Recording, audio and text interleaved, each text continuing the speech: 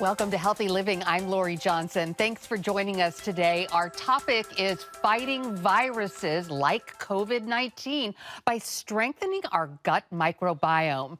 My guest is gastroenterologist Dr. Robynne Chutkan, who is the author of a number of books on the subject, including her latest, The Antiviral Gut, Tackling Pathogens from the Inside Out. Dr. Chutkan, thank you so much for being here today. It's a pleasure to see you. And thank you so much for this wonderful book. It comes just in time. My grown daughter said, Mom, my doctor wants me to strengthen my gut microbiome. How do I do that? So I ordered this on Amazon and just sent her because this is a really very comprehensive book about what to do and what not to do. But before we get to the specifics, can you talk about what the gut microbiome is? You know, a lot of people, this is something that's kind of new in the last decade, and some folks aren't really sure what it is. Absolutely. Well, Lori, thank you so much for hosting me. And I think it's great to start with a definition. The gut microbiome refers to the trillions of organisms that live in and on our bodies, mostly in our GI tract. So we're talking about bacteria, fungal organisms, parasites, viruses, one-cell organisms called protozoa. And there are more than 1 billion microbes in just one drop of fluid in your colon alone. So we're talking about lots of organisms. Although you can't see them, if we scrape them all up, they'd weigh about 3 to 4 pounds. And we think the number is somewhere around 100 trillion microbes inhabit your GI tract. And as it turns out, Lori, they're there for a very good reason, because most of these microbes are our friends rather than our foes, and they're very invested in our health and well-being.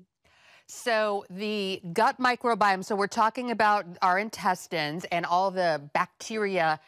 These bacteria are directly related to our immune system. They directly reflect how strong or how weak our immune system is. Can you describe that? A lot of people are like, wait a second, what do my intestines have to do with getting the flu? You know, Lori, when I was in medical school, over 30 years ago at Columbia, I had a fantastic medical education. But I have to tell you, I didn't have a really good sense of the immune system. It was this sort of ephemeral, humors floating around. So the first thing I want people to know is that 70 to 80% of your immune system is actually physically located in your gut. And of course, trillions of microbes are there too. So let me explain sort of anatomically how it works. You have the gut lining, which is a barrier. It's just one cell thick. And that gut lining protects all the things inside your body, your organs, etc., from the things outside your body, namely all the bacteria, the undigested food that's floating around in your gut. So on one side of the gut lining, you have the trillions of microbes. On the other side, you have all these immune cells literally right up against the lining. They're separated by this one cell thick membrane. So that's razor thin. And there is constant communication between the two sides. So you can think of the microbes as air traffic control for the immune cells. They are literally telling them what to do. And I'll give you an example of that, Lori. There is a bacteria called Bacteroides fragilis, very common bacteria in the gut. It does surveillance. It sort of checks out what's coming in, because remember, you're ingesting thousands, if not millions, of different microbes, bacteria, viruses every day. So Bacteroides fragilis checks out what's coming down through the gut. When it senses a dangerous virus, it literally kicks the lining of the gut. It signals it, it gives it a big kick and says, let's get going. There's something dangerous coming. And that results in the release of something called interferons. And interferons are called interferons because they interfere with viruses. And then the interferons are the beginning of this immune cascade, this whole series of events of killer T cells and antibodies that all rush in to protect us from the virus. So you can start to see, Lori, that if your complement of Bacteroides fragilis is not as healthy, as robust, if you don't have as many of these good bacteria as you should, that signaling is not going to work. So it really is very much a hand and glove relationship between the immune cells on one side of the gut lining and the microbes on the other. And you really get into this whole idea of a leaky gut, where if there is that very thin lining, if there's a puncture, if it's compromised, then that can cause a lot of health problems. But before we get to that, I did want to really focus on the main subject of your book, which is preventing, or even in some cases treating, COVID-19. And you really bring out this wonderful question that so many of us have been asking ourselves during the pandemic, which is, if certain people are exposed to COVID-19, why do some people get really sick and others don't? And you say it's often because of the strength of their gut microbiome. Can you kind of drill down on that a little? Absolutely, Laura. When you think about it, not just for COVID-19, but for virtually all illnesses, for heart attacks, for cancer, for strokes, for pneumonia, the health of the host matters. And when we talk about health host, particularly in the setting of viral infections, we're really talking about our terrain, our soil, and how healthy that soil is. And by terrain, we're really talking about the microbiome and the immune system, these things that protect you. And so if you think about somebody, an 85-year-old having a stroke, if that 85-year-old is also hypertensive and has obesity and is sedentary and a smoker and not in good health, they're not going to do as well with a stroke compared to a 35-year-old. So there are issues of age and comorbidity, but it turns out that the most predictive factor for whether you will be asymptomatic, have mild symptoms, make a full recovery, or perhaps end up very ill, plagued with post-viral symptoms, the most predictive factor is the health of your microbiome. There was a study last year that showed that you can predict respiratory failure, admission to the intensive care unit, need for a ventilator, and even death by looking at the microbiome, by analyzing it. And two bacteria in particular, one called Faecalibacteria prausnitzii. This is a bacterium, Lori, that is associated with people who eat a high fiber diet. It's protective against cardiometabolic disease, cancer, diabetes, etc. And it turns out it's protective against COVID-19. So high levels of F. prausnitzii, Faecalibacterium prausnitzii, but F. prausnitzii for short, high levels of this bacteria are correlated with a healthy microbiome, a healthy gut, a better outcome. Now the bacteria Enterococcus faecalis. Enterococcus faecalis, or E. faecalis for short, is a bacteria that's been associated with post-operative infections. And it's a dangerous bacteria because it can penetrate that gut lining that we talked about that's so important and bring viral infection into the bloodstream, into distant organs. High levels of E. faecalis means a less good outcome, a poorer outcome.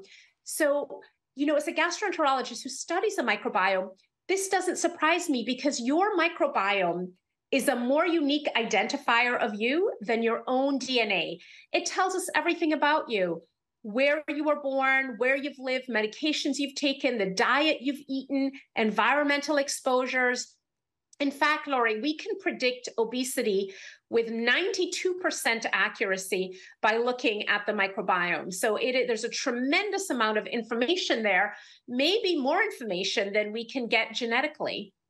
Well, I really love how you point out these specific bacteria, because there are so many different ones with different names and they do different things. And so some of us get a false sense of security if we say, oh, well, I eat yogurt every day, so that has probiotics in it, so my gut is probably pretty good, or I take this probiotic, so I'm fine. How do you make sure that you're getting all of these different kinds of bacteria, the ones that you named specifically that have different purposes?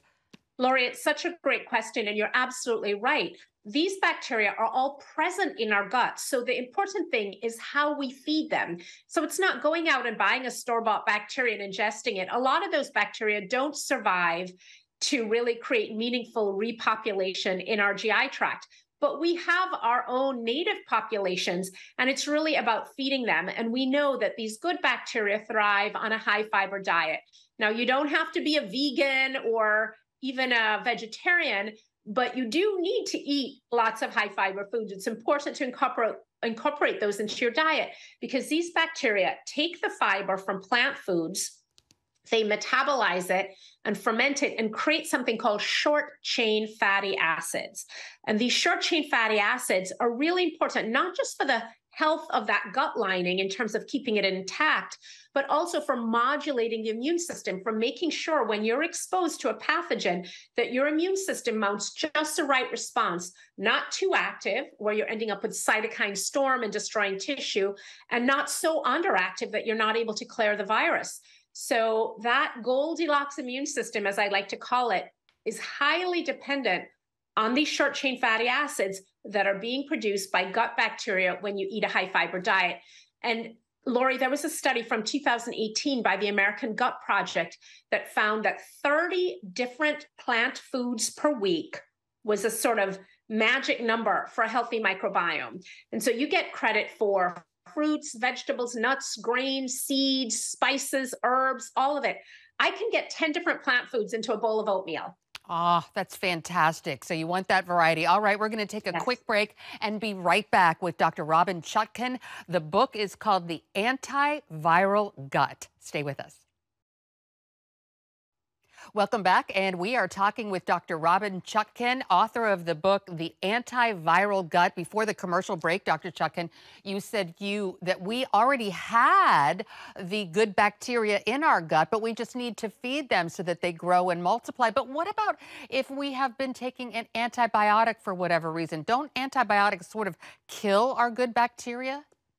Absolutely. So antibiotics are against bacteria. That's what the name means. And there's not an antibiotic out there on the market that is only going to kill the pathogen and leave your healthy bacteria alone. Unfortunately, that's not how it works.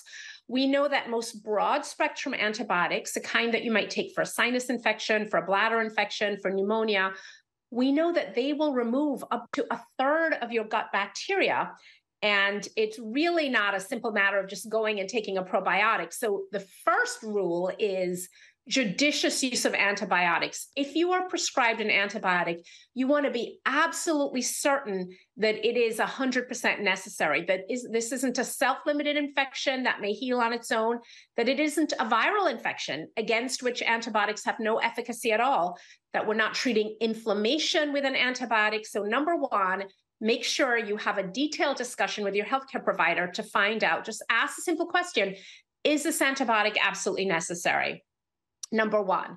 Number two, there are some things that you can do when you're taking an antibiotic. That is a situation where a probiotic may help, but you have to make sure you're taking the right probiotic, typically one that contains more than 5 different strains.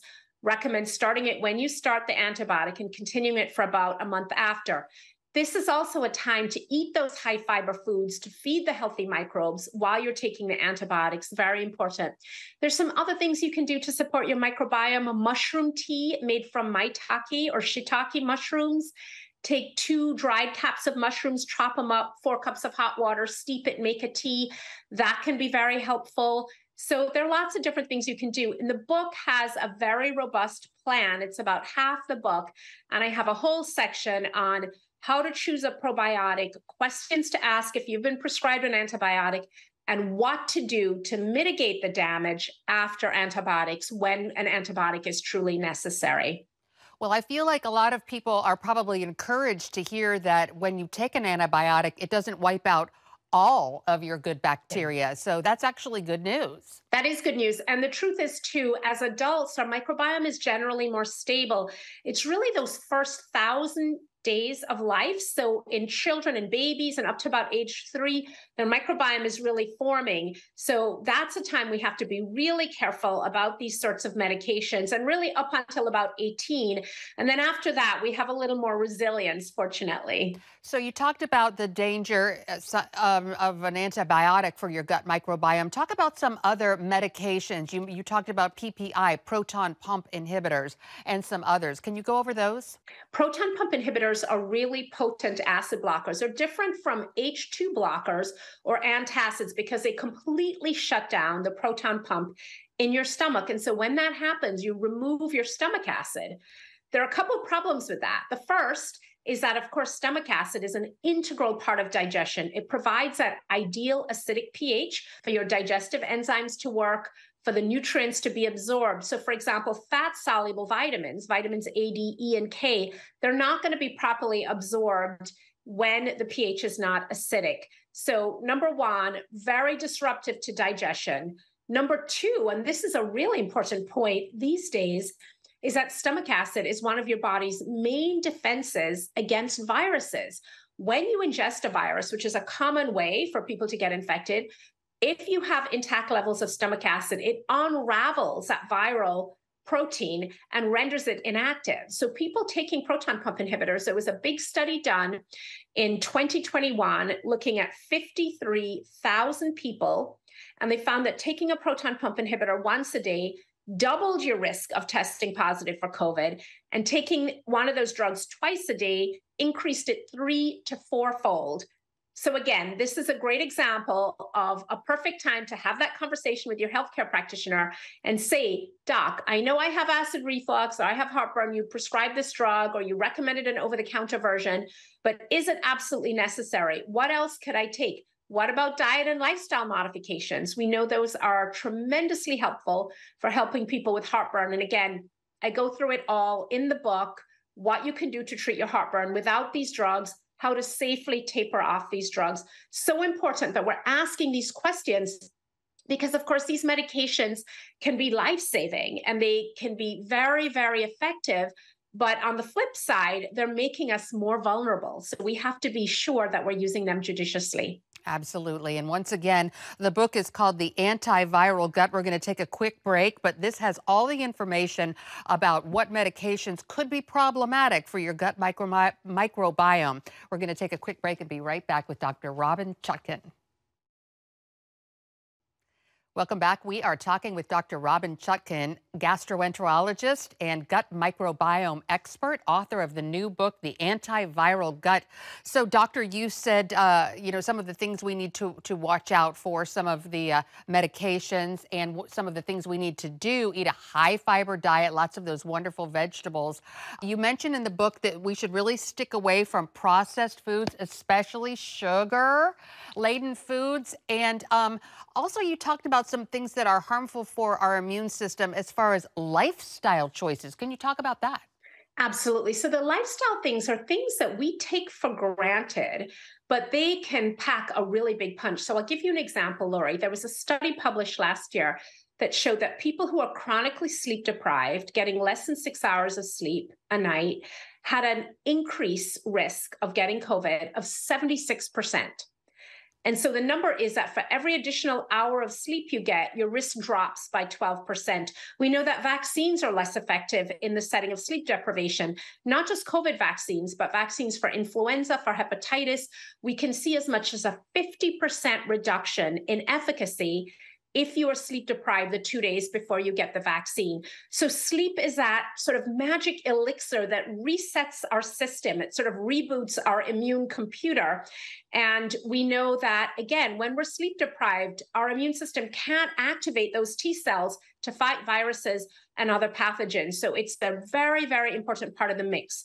Stress is another big one. And we know that stress itself is a risk factor for coming down with COVID if you're exposed and for having worse outcome. And there've been so many great studies about the effect of stress on the immune system with viruses. But one of my favorites was from the researchers at University of North Carolina and Chapel Hill. And they found that people with HIV could progress up to 3 or 4 times faster when they were under chronic stress compared to people who were not. So with every viral infection, particularly those that have a chronic syndrome like COVID, with long COVID. So if we look at herpes, if we look at shingles, if we look at mono, these are all viruses with an acute and a latent and potentially a chronic phase. And we know that these flare-ups of mono, of shingles, of herpes, these things come up when people are stressed. We know that certain pathogenic strains of bacteria can be increased 1,000-fold in the setting of stress. So stress hormones can allow those bacteria to multiply, replicate, and also become more pathogenic where they can penetrate that gut lining. So stress is really something we may not be able to control, the stressful situation, but we can typically do something to help ameliorate our response to it. And again, in the book, I divide up what stress reducing techniques in terms of mind, body, environment, etc., what you can do to bring that sympathetic nervous system down, that fight or flight response, and to activate that calming parasympathetic nervous system that can make you more resilient. Such great information. And I'm living proof. I used to get sick every exam period during college. It just goes to show you when you're stressed out, you're more vulnerable. And these ideas and the tips that you provide in the book about how to reduce stress, you don't have to change your circumstances, but it's the way you deal with it, it's how you respond to it that's so important. And this is just so very helpful, especially this time of year. We're going to take one final break and be right back with Dr. Robynne Chutkan, author of the book, The Antiviral Gut. Stay tuned.